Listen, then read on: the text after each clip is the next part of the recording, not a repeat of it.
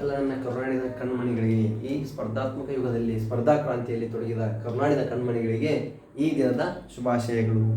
ಈ ದಿನದ ಶುಭಾಶಯಗಳು ತಿಳಿಸುತ್ತಾ ಇವತ್ತಿನ ದಿನ ಒಂದು ವಿಶೇಷ ತರಗತಿ ಅಂದರೆ ವಿಶೇಷ ಸಬ್ಜೆಕ್ಟ್ ಇನ್ನೊಂದು ಯಾವುದರಲ್ಲಿ ಇಂಗ್ಲೀಷ್ ಸ್ಟಾರ್ಟ್ ಮಾಡೋಕ್ಕಂತ ಬಯಸಿದ್ವಿ. ಯಾಕಂತಂದ್ರೆ ಇಲ್ಲಿ ನಾವು ಆರಂಭದಲ್ಲಿ ಕನ್ನಡ ಗ್ರಾಮರ್ ಸ್ಟಾರ್ಟ್ ಮಾಡಿದಾಗ ಹಲವು ವಿದ್ಯಾರ್ಥಿಗಳು ಫೋನ್ ಹಚ್ಚಿ ಕಾಲ್ ಮಾಡಿ ಹೇಳಕತ್ತಿದ್ರಿ. ಯಾಕಂದರೆ ಇಲ್ಲಿ ಕನ್ನಡ ಗ್ರಾಮರ ನಮ್ಗೆ ಎದಕ್ರಿ ಕಾಂಪಿಟೇಟಿವ್ ಎಕ್ಸಾಮ್ ಅಷ್ಟೇ ಐತಿ, ಅಷ್ಟು ಕಾಂಪಿಟೇಟಿವ್ ಎಕ್ಸಾಮ್ ಅಷ್ಟೇ ಐತಿ.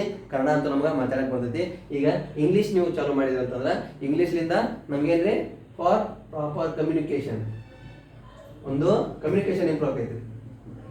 ನೆಕ್ಸ್ಟ್ ಇನ್ನೊಂದ್ರಿ ಪ್ಲಸ್ ಎಕ್ಸಾಮ್, ಒಂದು ಯಾವುದೇ ರೀತಿಯಾದಂಥ ಕಾಂಪಿಟೇಟಿವ್ ಎಕ್ಸಾಮ್ ಆಗಿರ್ಬೋದು ಅಥವಾ ಒಂದು ಕಮ್ಯುನಿಕೇಷನ್ ಆದರೂ ಇದು ಎರಡಕ್ಕೂ ಹೆಲ್ಪ್ ಐತ್ರಿ. ಹಾಗಾಗಿ ನಮ್ಗೆ ಏನು ಇಂಗ್ಲೀಷ್ ಸ್ಟಾರ್ಟ್ ಮಾಡಿರಿ ಅಂತ ಹೇಳಿದ್ರು. ಆ ಸ್ಪರ್ಧಾ ಕ್ರಾಂತಿ ಆಕಾಂಕ್ಷಿಗಳಾಗಿರ್ಬೋದು ಅಥವಾ ತಮ್ಮ way of communication, those who are be ready to improve their communication, ಯಾರು ಕಮ್ಯುನಿಕೇಷನ್ ಇಂಪ್ರೂವ್ ಮಾಡ್ಕೋಬೇಕು ಅಥವಾ ಮಾತಾಡೋ ಕಲೆ ಕಲಿಬೇಕು ಅಂತಂದ್ರಲ್ಲ ಅವರಿಗೂ ಆಗಿರ್ಬೋದು ಮತ್ತು ಎಕ್ಸಾಮ್ ಸ್ಪರ್ಧಾತ್ಮಕ ಎಕ್ಸಾಮ್ಗೆ ಓದ್ತಿರೋ ಆಗಿರ್ಬೋದು ಇಬ್ಬರಿಗೂ ಕೂಡ ಹೆಲ್ಪ್ ಆಗುತ್ತೆ ಅಂತಂದು ಇವತ್ತಿನ ದಿನ ಯಾವ ಸ್ಟಾರ್ಟ್ ಮಾಡ್ತೀವಿ ಇಂಗ್ಲೀಷ್ ಗ್ರಾಮರ್ ಹೇಳ್ಬೇಕಂತ ಬಯಸಿದ್ವಿ. ಓಕೆ, ಹಾಗಾದ್ರೆ ಇಂಗ್ಲೀಷ್ ಗ್ರಾಮರ್ ಒಂದು ಕಲ್ತ್ರ ಮುಗಿತೇನ್ರಿ. ಇಂಗ್ಲೀಷ್ ಗ್ರಾಮರ್ ಬಂದ್ರೆ ಮುಗಿತೇನ್ರಿ, ಪತ್ರಕ್ಕೆ ಬಂದ್ಬಿಡುತ್ತಾ.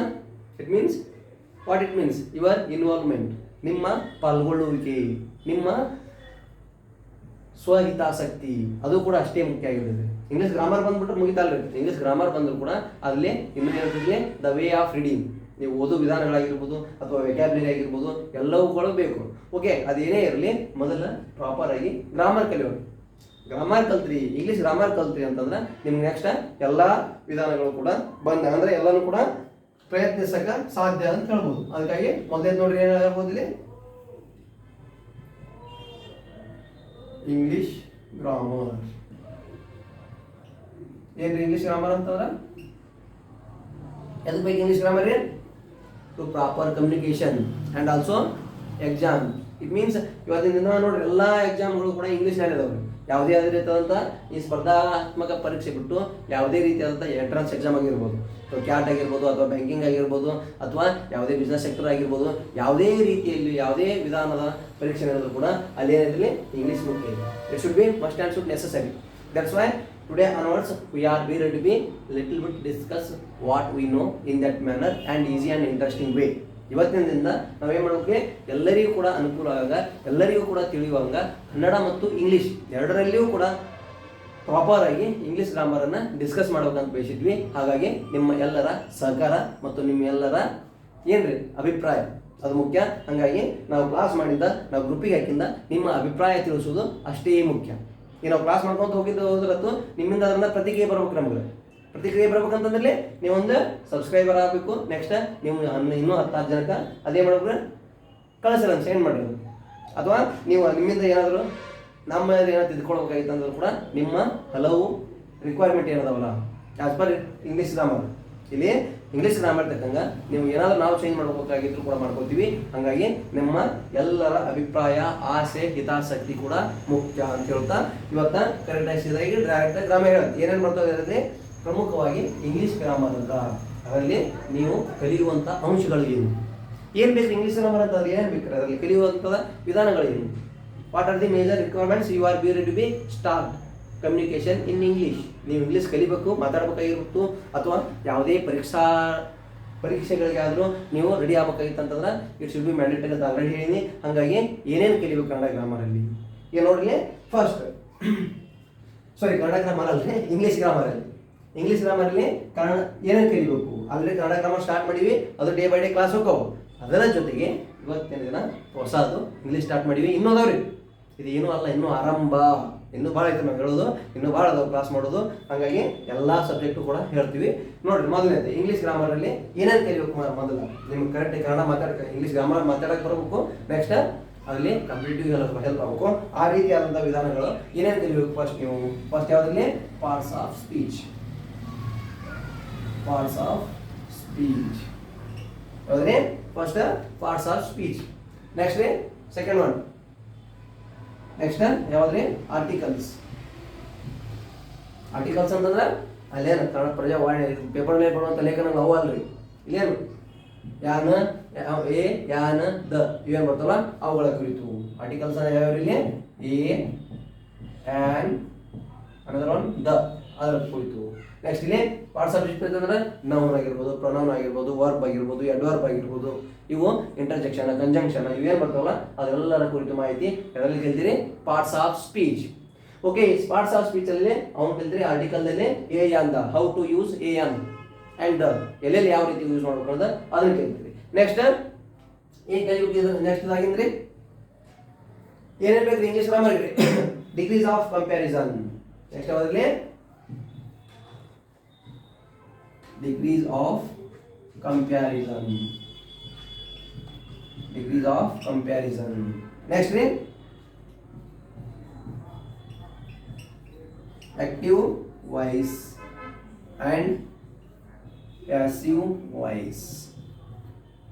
ಏನ್ರಿ active voice and passive voice ಏನ್ರಿ ಫಸ್ಟ್ ನೋಡ್ರಿ degrees of comparison ಅಂತಂದ್ರೆ it means it has to be a comparison from one way to the another way, one sentence to the another sentence. ಅಂದ್ರೆ ಇಲ್ಲಿ ಹೇಳ್ದೆ ಮುಂದೆ ಸ್ಟಾರ್ಟ್ ಮಾಡಿದಾಗ so ಇರೋದ ಮಾಹಿತಿ ಕೊಡ್ತೀನಿ. ಇವಾಗ ಈಗ ಇಂಗ್ಲೀಷ್ ಗ್ರಾಮರಲ್ಲಿ ಯಾವ್ಯಾವ ಮೇಜರ್ ಕಂಟೆಂಟ್ಸ್ನ ನಾವು ಇದರಲ್ಲಿ ಇನ್ಕ್ಲೂಡ್ ಮಾಡಿ ಇದರಲ್ಲಿ ಹೇಳ್ತೀವಿ ಅನ್ನೋದನ್ನ ಹೇಳಾಕಿದ್ದೀನಿ. ಓನ್ಲಿ ಏನು ಇಂಡ್ಯಾಕ್ಸ್ ಪರಿವಿಡಿ ಅಂತ ಅಂತಾರಲ್ಲ ಆ ರೀತಿ ಹೇಳಾಕಿದ್ದೀನಿ. Next active voice and passive voice ಅಂದ್ರೆ ಒಬ್ಬರ ಹೇಳಿದ್ದು ಅಂದ್ರೆ ಸಕಾರಾತ್ಮಕ ಮತ್ತು ಇನ್ನೊಂದು ಮುಂದುವರಿದ ಅಂದ್ರೆ ಆಕ್ಟಿವ್ ಅಂತಂದ್ರೆ ಒಬ್ರು ಹೇಳಿದ್ದು, ಪ್ಯಾಸಿವ್ ಅಂತಂದ್ರೆ ಅವ್ರು ಹೇಳಿದ್ದು ಮತ್ತೊಬ್ರು ಹೇಳ್ತಿರ್ತೀವಿ ಅಲ್ಲಿ ಹೇಳ್ತೇನೆ ಅಲ್ಲಿ ಸಂದರ್ಭ ಬಂದಾಗ ಎಲ್ಲ ಕರೆಕ್ಟಾಗಿ ಹೇಳ್ತೀನಿ. ನೋಡ್ರಿ ಅಂದ್ರೆ ಫಸ್ಟ್ ಯಾವ್ದು ನೋಡಿದ್ರಿ ಪಾರ್ಟ್ಸ್ ಆಫ್ ಸ್ಪೀಚ್ ನೋಡ್ತೀರಿ. ನೆಕ್ಸ್ಟ್ ಯಾವ್ದು ನೋಡ್ತೀರಿ ಆರ್ಟಿಕಲ್ಸ್ ನೋಡ್ತೀರಿ. ನೆಕ್ಸ್ಟ್ ಯಾವ್ದು ನೋಡ್ತೀರಿ ಡಿಗ್ರೀಸ್ ಆಫ್ ಕಂಪ್ಯಾರಿಸನ್ ನೋಡ್ತೀರಿ. ನೆಕ್ಸ್ಟ್ ಯಾವ್ದು ನೋಡ್ತೀರಿ active voice and passive voice. Next ಇಲ್ಲಿ ಅದು ಹೋಗಿದ್ರೆ ಆಕ್ಸಿಲರೀಸ್. ಆಕ್ಸಿಲರಿ ಏನ್ರಿ ಆಕ್ಸಿಲರಿ ಅಂತಂದ್ರೆ ಆಕ್ಸಿಲರಿ ವರ್ಬ್ಸ್ ಅಂತಂದ್ರೆ ಇಲ್ಲಿ ಏನು ಕಲ್ತೀವಿ next auxiliary verbs. Auxiliary verbs ಅಂತಂದ್ರೆ ಏನು ಸಹಾಯಕ ಕ್ರಿಯಾಪದಗಳು ಅಂದ್ರ ಏನು. ಈ ಆಕ್ಸಿಲರಿ ವರ್ಬ್ಸ್ ಅಂತಂದ್ರೆ ಇಲ್ಲಿ ನೀವೇನಾದ್ರೂ ಹೆಲ್ಪಿಂಗ್ ಟೆನ್ಸಸ್ ಬರ್ತಾವಲ್ಲ ಆ ಟೆನ್ಸ್ ಕಲ್ತ್ರೆ ಅಷ್ಟೇ ಸಾಲದು, ಎಲ್ಲಿ ಏನು ಬೇಕಿದೆ ಈ ಆಕ್ಸಿಲರಿ ವರ್ಬ್ಸ್ ಬೇಕು. ಹಾಗಾಗಿ ಅವುಗಳ ಮಾಹಿತಿನೂ ಕೂಡ ಇದರಲ್ಲಿ ಕಲಿತೀರಿ. ನೆಕ್ಸ್ಟ್ ಹೇಳ್ತೀವಿ ಬಂದಾಗ ಯಾವ್ಯಾವ ಆಕ್ಸಿಲರಿ ವರ್ಬ್ಸ್ ಅಂತಂದ್ರೆ ಯಾವ್ಯಾವ ಅಂತ ಹೇಳ್ಬೋದು ಇಲ್ಲಿ ನೀವು. ಓಕೆ, ಆಕ್ಸಿಲರಿ ವರ್ಬ್ ಅಂತ ಹೇಳ್ತೀವಿ ಯಾವ್ಯಾವ ಬರ್ಬೋದು ಅಲ್ಲೇ ಪ್ರೆಸೆಂಟ್ ಪಾಸ್ಟ್ ಅಂತ ಎರಡು ಮಾಡ್ತಾವೆ. ಪ್ರೆಸೆಂಟ್ ಪಾಸ್ಟ್ ಅಂತ ಎರಡು ಮಾಡಿ ಇಲ್ಲಿ ಪ್ರೆಸೆಂಟ್ ಅಲ್ಲಿ ಯಾವ್ಯಾವ ಬರ್ತಾವೆ, ಪಾಸ್ಟ್ ಅಲ್ಲಿ ಬರ್ತಾವೆ. ಇಲ್ಲಿ ಪ್ರೆಸೆಂಟ್ ಅಲ್ಲಿ ಏನು ಇಲ್ಲಿ ಪ್ರೆಸೆಂಟ್ ಅಲ್ಲಿ ಯಾಮ್ ಈಸ್ ಇತ್ತಂತಂದ್ರೆ ಇಲ್ಲಿ ಇದ್ರಾಗ ಏನಾಗುತ್ತೆ ಇಲ್ಲಿ ಪಾಸ್ಟ್ ಅಲ್ಲಿ ಯಾಮ್ ಈಸ್ ಏನಾಗುತ್ತೆ ವಾಸ್. ಅದು ಇಲ್ಲಿ ಆರ್ ಇತ್ತಂತಂದ್ರೆ ಇಲ್ಲಿ ಇಲ್ಲಿ ವಿಲ್ ಇತ್ತಂತಂದ್ರೆ ಈ ಕಡೆ ವುಡ್, ಶಾಲ್ ಇತ್ತಂತಂದ್ರೆ ಶುಡ್. ಇಲ್ಲಿ ಪ್ರೆಸೆಂಟ್ ಅಲ್ಲಿ ಕ್ಯಾನ್ ಇತ್ತಂತಂದ್ರೆ ಈ ಕಡೆ ಕುಡ್, ಇಲ್ಲಿ ಮೇ ಇತ್ತಂತಂದ್ರೆ ಇಲ್ಲಿ ಮೈಟ್. ಅಂದ್ರೆ ಹೇಳ್ತೀವಿ ನಾವು ಬಂದಾಗ ಹೇಳ್ತೀವಿ ಅಂದ್ರೆ ಯಾವ್ಯಾವ ಅನ್ನೋದು ಹೇಳಿದೆ ಅಷ್ಟೇ. ಇಲ್ಲಿ ಆಕ್ಸಿಲರಿ ವರ್ಬ್ಸ್ ಅಂತಂದ್ರೆ ಅದರಲ್ಲಿ ಬರುವಂಥ ಅಂಶಗಳು ಯಾವ್ಯಾವು, ಅಲ್ಲಿ ಯಾವುದರ ಕುರಿತು ನೀವು ಚರ್ಚೆ ಮಾಡ್ಕೊತೀವಿ ಅಂತ ಏನಂತಲ್ಲ ಅದು ಹೇಳಾಕತ್ತೀನಿ. ಅದನ್ನೇನು ಬರ್ಕೊಬಿಟ್ರಿ ಜಸ್ಟ್ ಅಷ್ಟೇ ಏನು ಬರ್ಕೋರಿ ಆಕ್ಸಿಲರಿ ವರ್ಬ್ಸ್ ಅಂತ ಬರ್ಕೋರಿ. ಅದನ್ನು ಕೂಡ ಅಲ್ಲಿ ವಿವರಣೆ ಮಾಡೋಣ. ನೆಕ್ಸ್ಟ್ ಏನಾಯ್ತು ಇಲ್ಲಿ ಟೆನ್ಸಸ್.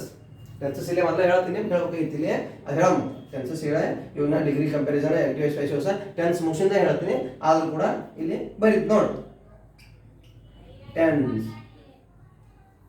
ಕಾಲಗಳು ಅಂತ ಹೇಳ್ತಾರೆ. ಟೆನ್ಸ್ ಅಂತಂದ್ರೆ present tense, past tense, future tense ಅಂತ ಬರ್ತಾವೆ. ಈ ಮೂರರಲ್ಲಿ ಮತ್ತೆ ನಾಲ್ಕು ಬರ್ತವೆ. ಏನ್ರಿ present tense, simple present tense, present continuous tense, present perfect tense, present perfect continuous tense. ಅದೇ ರೀತಿ ಇಲ್ಲಿ ನೋಡ್ಲಿ ಪ್ರೆಸೆಂಟ್ ಆಗಿರ್ಬೋದು, ನೆಕ್ಸ್ಟ್ ಇಲ್ಲಿ ಪಾಸ್ಟ್ ಆಗಿರ್ಬೋದು, ನೆಕ್ಸ್ಟ್ ಫ್ಯೂಚರ್ ಆಗಿರ್ಬೋದು. ಇವು ಎಲ್ಲವರಲ್ಲಿ ಮತ್ತೆ ನಾಲ್ಕು ಬರ್ತಾವ ಅಂತ ಹೇಳ್ತೀನಿ. ಒಂದು ಇದ್ರಲ್ಲಿ ಹೇಳಿದೆ ನಾಲ್ಕು ಇದ್ರಲ್ಲಿ ನಾಲ್ಕು ಯಾವ್ಯಾವ ಇಲ್ಲಿ simple past tense, past continuous tense, past perfect tense, past perfect continuous tense. ಇದರಲ್ಲಿ ನಾಲ್ಕು ಬರ್ತಾವೆ. ಮತ್ತು ಫ್ಯೂಚರ್ ಟೆನ್ಸಲ್ಲಿ simple future tense, future continuous tense, future perfect tense, future perfect continuous tense. ಮತ್ತು ಇದರಲ್ಲಿ ನಾಲ್ಕು ಬರ್ತಾವೆ. ಹಾಗಾಗಿ ಟೆನ್ಸ್ನ ಕಾಲಗಳು ಕಲ್ತೀರ ಅಂತಂದ್ರೆ ನೀವು ಅರ್ಧ ಕಲ್ತಂಗೆ. ಯಾಕಂತಂದ್ರೆ ಮೇಜರ್ ಆಗಿರೋದು ಇದ್ರಾಗ ಮೇಜರ್ ಆಗಿ ಇರೋದೇ ಇದೆ. ಏನಾದ್ರೆ ಟೆನ್ಸ್ ಆಗಿರ್ಬೋದು, active specialist, next parts of speech, degrees of comparison. ಹಾಗಾಗಿ ಇಲ್ಲಿ ಪ್ರಮುಖವಾಗಿ ಮೊದಲ ಯಾವ್ಯಾವ ವಿಷಯಗಳನ್ನ ಚರ್ಚಿಸ್ತೀನಿ ಅನ್ನೋದನ್ನ ಹೇಳಕತ್ತೀನಿ ನೋಡ್ರಿ. ನೆಕ್ಸ್ಟ್ ಯಾವ ನೋಡಿದ್ರಿ ಟೆನ್ಸ್ ನೋಡಿದ್ರಿ. ಟೆನ್ಸ್ ಆಗಿದ್ದು ಮತ್ತೆ ಯಾವ್ದ್ರಲ್ಲಿ ಬರ್ಕೊಡೋದು ಮಾಡೋಣ.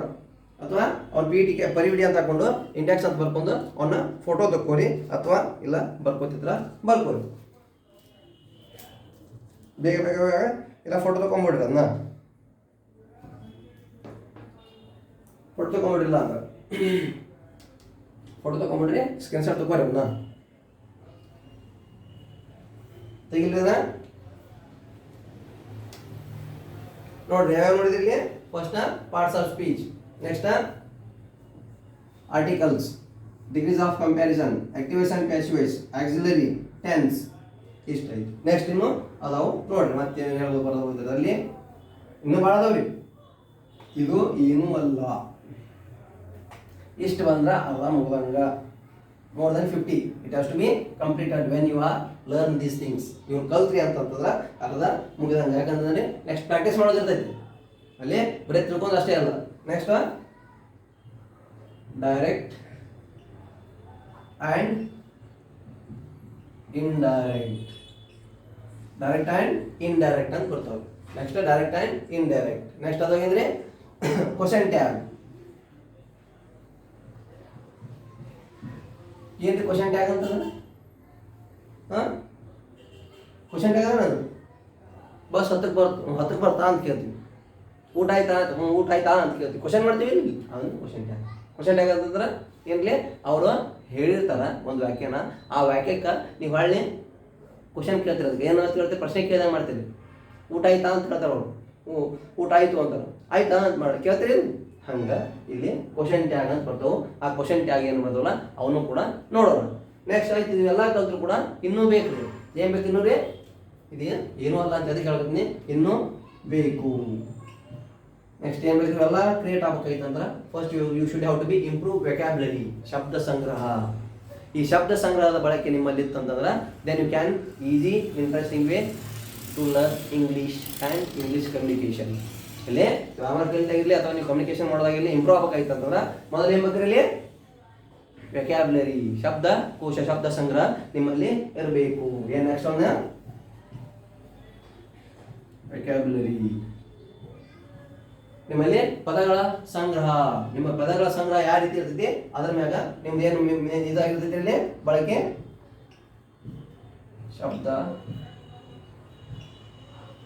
ಶಬ್ದಗಳ ಅರಿವು ಅಂತ ಬರ್ಕೊಂಡ್ಬಿಡಿ, ಅಂದ್ರೆ ಶಬ್ದಗಳ ತಿಳುವಳಿಕೆ. ಶಬ್ದ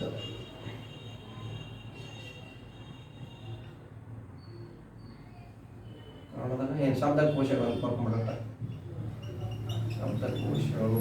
ನೆಕ್ಸ್ಟ್ ಅಂದ್ರೆ ವರ್ಡ್ಸ್ ಗೊತ್ತಿರ್ಬೇಕು ನಿಮ್ಗೆ ಅಂತ ಹೇಳ್ತಾರೆ. ಅಂದ್ರೆ V1 V2 ಅಂತ ಬರ್ತಾ ಗೊತ್ತಿದೆ. Work work worked. Next do did done can cat could ಏನು ಬರ್ತಾವಲ್ಲ ಅವನ್ನೇ ಹೇಳಬಹುದು ಬಂದಾಗ ಏನು ಮುಗಿದಿಲ್ಲ ಇನ್ನು. Next idioms and phrases. Idioms and phrases. ಏನು ಇಡಿಯಮ್ಸ್ ಆ್ಯಂಡ್ ಫ್ರೇಜಸ್ ಅಂತಂದ್ರೆ ಎದಕ್ಕೆ ಬೇಕ್ರಿ ಇಡಿಯಮ್ಸ್ ಆ್ಯಂಡ್ ಫ್ರೇಜಸ್?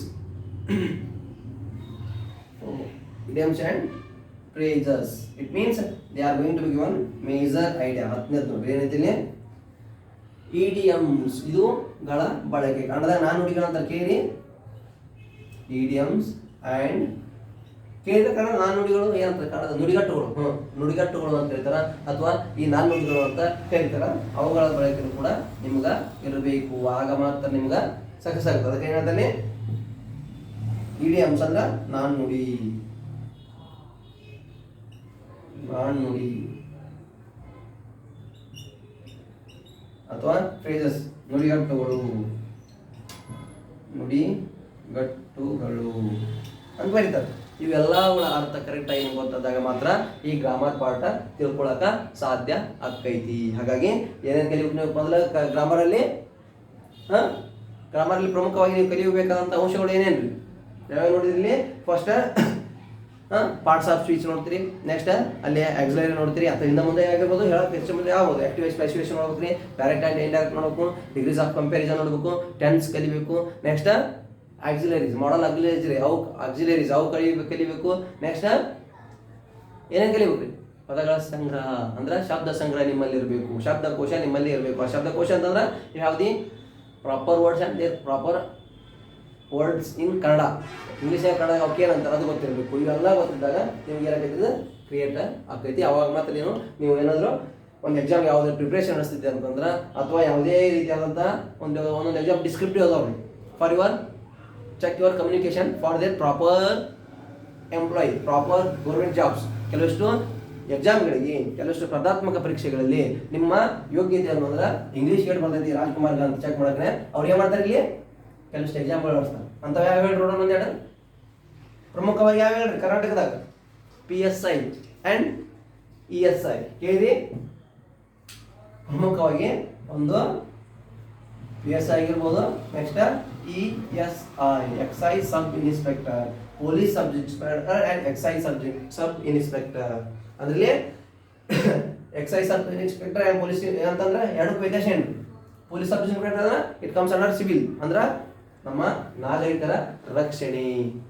ಇಲ್ಲಿ ನಾವು ನಾಗರಿಕರಿಗೆ ರಕ್ಷಣೆ ಕೊಡ್ತೀವಲ್ಲ ಅದು ಅವರು ಅದರ ಬರ್ತಾರೆ ಪೊಲೀಸ್ ಸಬ್ ಇನ್ಸ್ಪೆಕ್ಟರ್. ಅಂದ್ರೆ ಇಲ್ಲಿ PC ಇಂದ ಹಿಡಿದು ನೆಕ್ಸ್ಟ್ DC ಆಗಿರ್ಬೋದು, ನೆಕ್ಸ್ಟ್ ಡೈರೆಕ್ಟರ್ ಜನರಲ್ ಏನದವನ ಈ ಅದ್ರಾಗ ಈ PSI ತೊಗೊಂಡು ಹೋಗ್ತಾವೆ. ಹಂಗಾಗಿ ನಾಗರಿಕರ ರಕ್ಷಣೆಗೆ ಇರುವಂಥವು ಅಂತ ಹೇಳ್ತಾರೆ. ನೆಕ್ಸ್ಟ್ ಈ ಕಡೆ ESI ಅಂತಂದ್ರಲ್ಲಿ excise sub inspector. It means it has to be properly used for the given proper protection to the goods.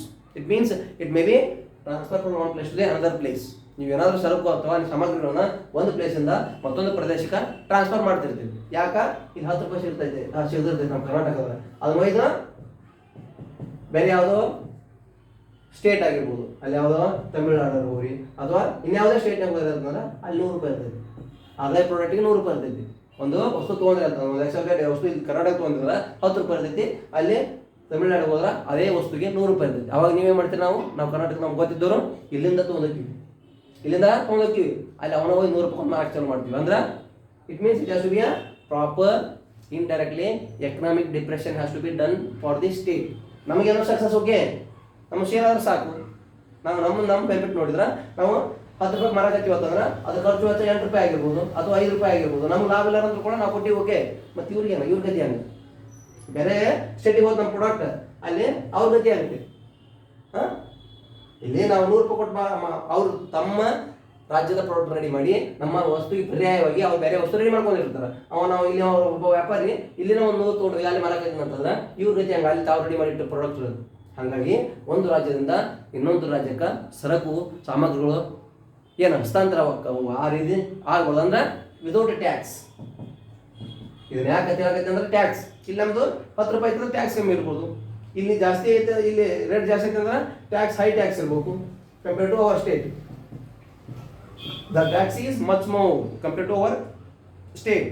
ಹಾಗಾಗಿ ಇಲ್ಲಿ ಹೈ ರೇಟ್ ಕಮ್ಮಿ ರೇಟ್ ಆಗಿತ್ತು ಅಂದ್ರೆ ಒಂದೊಂದು ರಾಜ್ಯದಲ್ಲಿರುವಂಥ ತೆರಿಗೆ ನೀತಿಗಳದವು. ಹಾಗಾಗಿ ನಾವು ಏನಾದರೂ ಒಂದು ರಾಜ್ಯದಿಂದ ಮತ್ತೊಂದು ರಾಜ್ಯಕ್ಕೆ ಹೋಗಿ ಸರಕುಗಳು ಈ ರೀತಿ ಮಾರಾಕಿದ್ದೇವೆ ಅಂದ್ರೆ ಆ ರಾಜ್ಯದ ಆರ್ಥಿಕ ಬೊಕ್ಕಸಕ್ಕೆ ಅಂದ್ರೆ ಆ ರಾಜ್ಯದ ಆಡಳಿತಾತ್ಮಕ ಹಣಕಾಸಿನ ಚಟುವಟಿಕೆಗೆ ಏನು ತೊಂದರೆ ಆಕೈತಿ. ಹಾಗಾಗಿ ಆ ರೀತಿ ಆಗದೇ ಇರುವಂಗ ರಕ್ಷಣೆ ಕೊಡಾಕ ಇರೋದು ಯಾವ್ದ್ರಿ exercise sub inspector.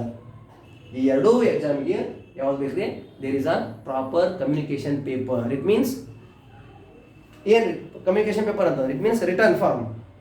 They are be to be conduct as the exam in return form. ಅದಕ್ಕೆ ನೋಡಿ ಏನು ಹೇಳ್ತಿದ್ರಲ್ಲಿ ಎಕ್ಸಾಮ್ ಯಾವ ರೀತಿ ಇರ್ತೈತೆ ಅಂತ ನೋಡೋದಕ್ಕೆ. ಇದಕ್ಕೂ ಕೂಡ ಪೇಪರ್ 1 PSI ಕೂಡ ಪೇಪರ್ 1 ಇರ್ತೈತಿ. ಪೇಪರ್ 1 ಈ ಕಡೆ ESI ಇದಕ್ಕೂ ಕೂಡ ಪೇಪರ್ 1 ಎಷ್ಟು ಇರ್ತೈತಿ ಮಾರ್ಕ್ಸ್ ರೀ 15 ಮಾರ್ಕ್ಸ್. 15 ಮಾರ್ಕ್ಸ್ ಆ್ಯಂಡ್ 15 ಮಾರ್ಕ್ಸ್ ಎರಡು ಕಡೆ 55 ಮಾರ್ಕ್ಸ್ ಇರ್ತೈತಿ.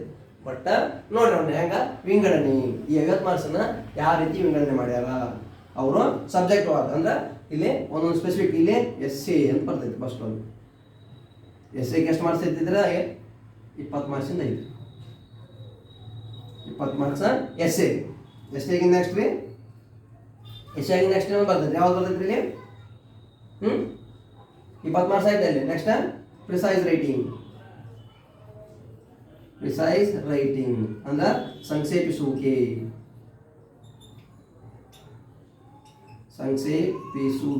ಏನು ಸಂಕ್ಷೇಪಿಸುವಿಕೆ ಅಂತಂದ್ರೆ ಪ್ರಿಸೈಸ್ ರೈಟಿಂಗ್ ಅದು 10 ಮಾರ್ಕ್ಸ್ 10 ಮಾರ್ಕ್ಸ್. ನೆಕ್ಸ್ಟ್ ಅದು ಹೋಗಿಂದ್ರಿ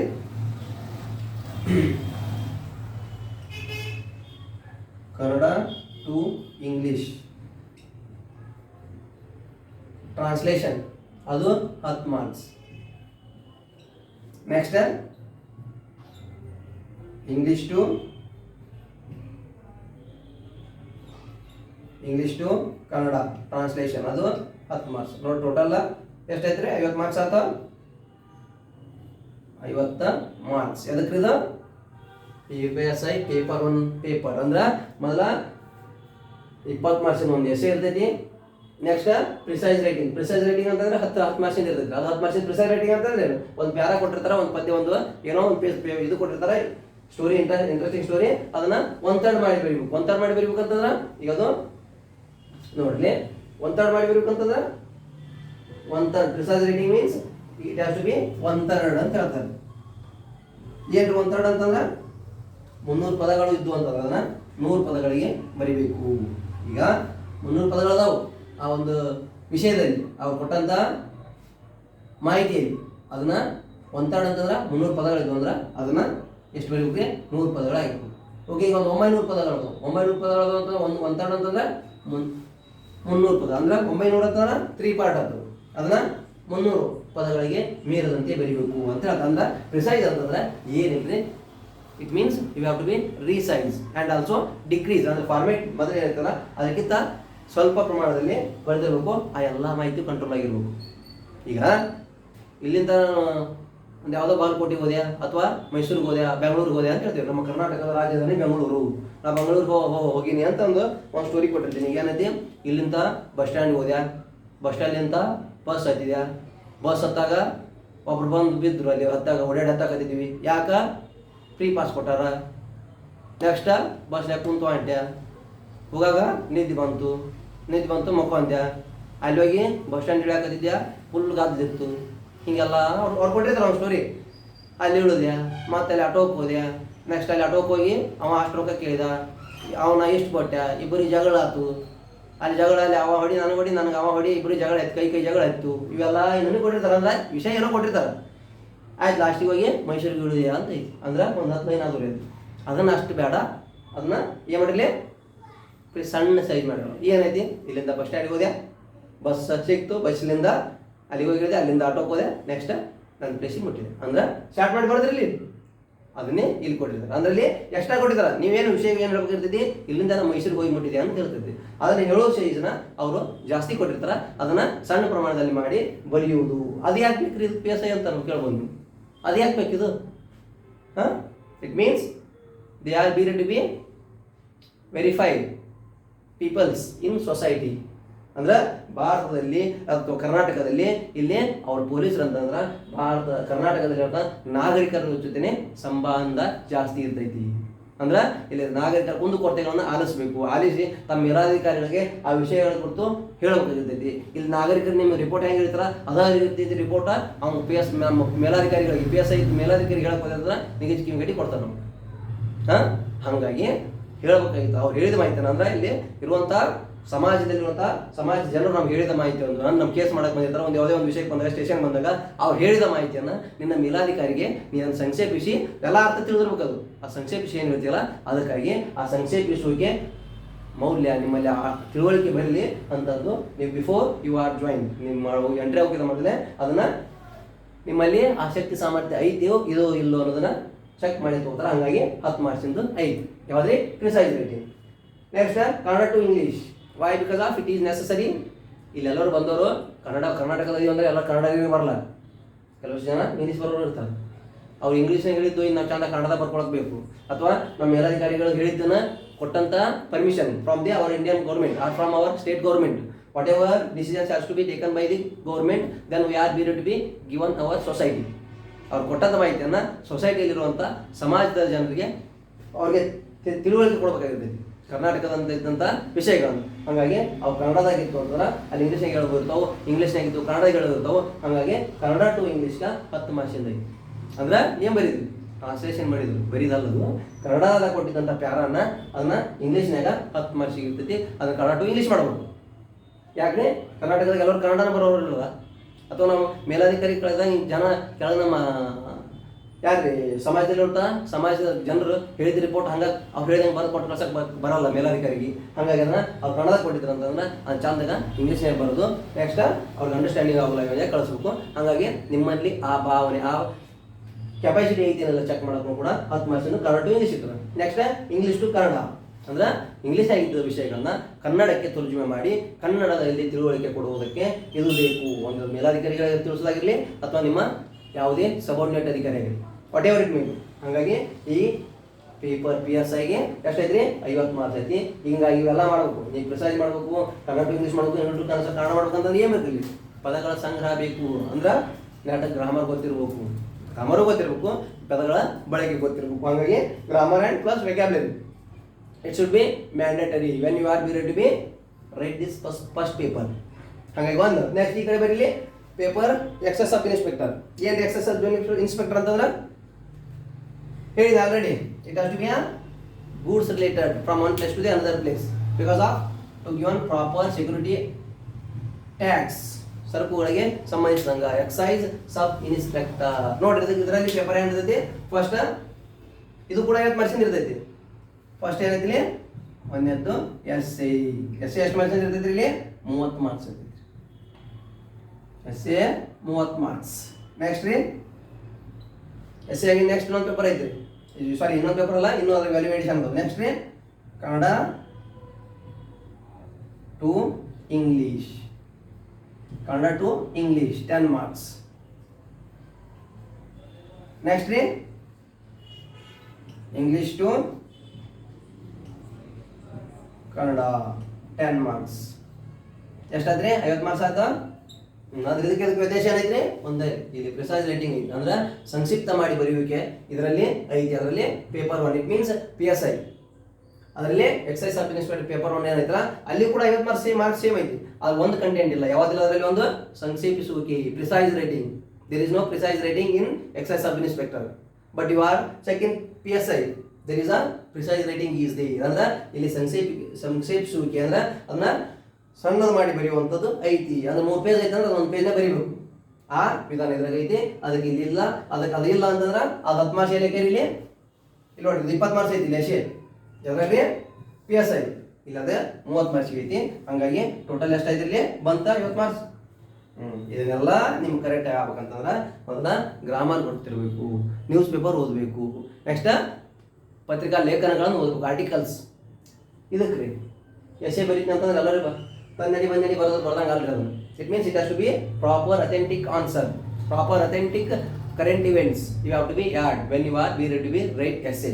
ಯಾವಾಗ ನೀವು SI ಬರೀತಿರ್ತೀರಿ ಅವಾಗ SI ಬರೆಯಾಗ ಅಲ್ಲಿ ಏನು ಬೇಕ್ರಿ ಸರಳೀಕೃತ ಆಗಿರ್ಬೇಕು, ಅಲ್ಲಿ ಬೇಕಾದಂಥ ವಿಷಯಗಳು ಕರೆಕ್ಟಾಗಿ ಅಪ್ಡೇಟ್ ಇರಬೇಕು, ನೆಕ್ಸ್ಟ್ ತಿಳಿಯುವಂಗೆ ಇರಬೇಕು. ಹಂಗಾಗಿ 20 ಮಾರ್ಕ್ಸ್ ಬರ್ಬೇಕಂತಂದ್ರೆ ಅಲ್ಲಿ ಗ್ರಾಮರು ಬೇಕು, 30 ಮಾರ್ಕ್ಸ್ ಬರ್ಬೇಕಂತಂದ್ರೆ ಅಲ್ಲಿ ಗ್ರಾಮರು ಬೇಕು, ನೆಕ್ಸ್ಟ್ ವೆಕ್ಯಾಬ್ಲರಿ ಬೇಕು. ಹಾಗಾಗಿ ಪೇಪರ್ 1 ನೀವೇನಾದ್ರು ಸಕ್ಸೀಡ್ ಆಗ್ಬೇಕಂತಂದ್ರೆ ಅಲ್ಲಿ ಗ್ರಾಮರು ವೆಕ್ಯಾಬ್ಲರಿ ಬೇಕೇ ಬೇಕು. ಯಾವ್ಯಾವ್ರಿ PSI ಆ್ಯಂಡ್ ESI.